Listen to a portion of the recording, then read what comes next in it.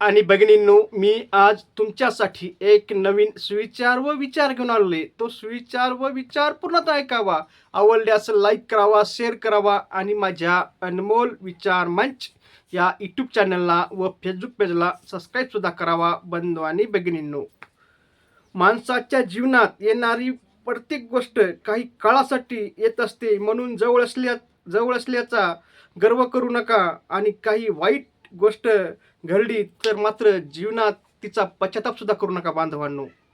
उदाहरणार्थ, एका गावामध्ये एक सुंदर मुलगी राहत होती. तिच्याकडं भरपूर असं सौंदर्य होतं. तिचं सौंदर्य पाहून भरपूर काही मुलं तिच्यावर लाईन मारण्याचा प्रयत्न करायचे, म्हणजेच तिला जाळ्यात अडकवण्याचा प्रयत्न करायचे.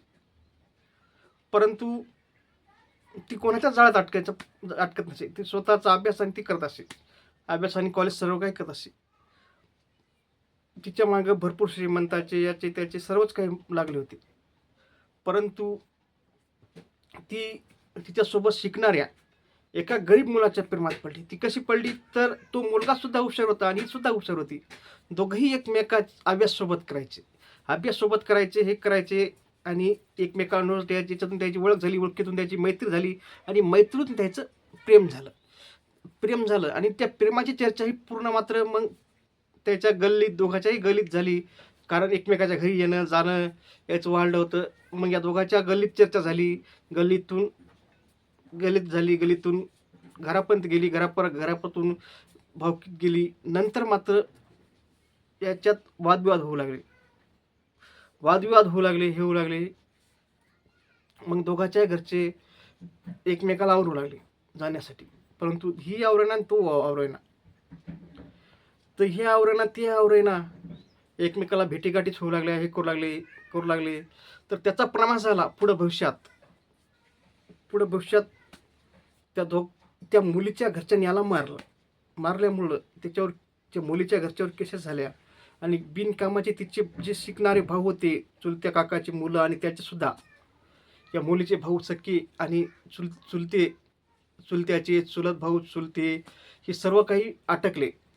आणि अटकल्यामुळं फक्त यांच्या रागामुळं मला सांगायचं तात्पर्य बंधवांनी बघून एवढंच की जर एखादी तुमचा मुलगा मुलगी किंवा नातेवाईक अशी गलती करत असेल तर त्यांना त्या भविष्यात त्या गोष्टीचे परिणाम सांगा की बाबा तू जर असं केलं तर भविष्यात तुझं असं होऊ शकतं आणि असं झाल्यामुळं तुझं असं नुकसान होऊ शकतं. तुझ्या कुटुंबात सुद्धा असं नुकसान होऊ शकतं. तेव्हा ते सुधारतील. जर तुम्ही असा विरोध करून भांडणं वगैरे काही केलं किंवा हाणामारी केल्या तर तुमचं असं नुकसान होऊ शकतं आणि दोघांचंही आयुष्य भविष्य खराब होऊ शकतं. नंतर या केसेस झाल्या आणि त्या मुलीसोबत कोणीही लग्न करेना.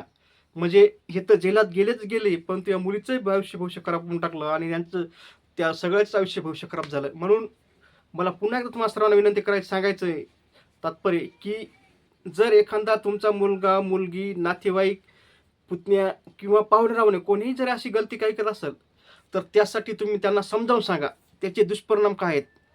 तेव्हा ते दुष्परिणाम काय आहेत ते समजतील आणि असे वाईट परिणाम करणार नाहीत, असे वाईट गोष्टी करणार नाहीत. एवढंच ठिकाण सांगितलं, वाईट गोष्टी करणार नाहीत आणि त्याचं आयुष्य भविष्य बर्बाद करून घेणार. एवढं ठिकाण सांगायचं तुम्हाला सर्वांना.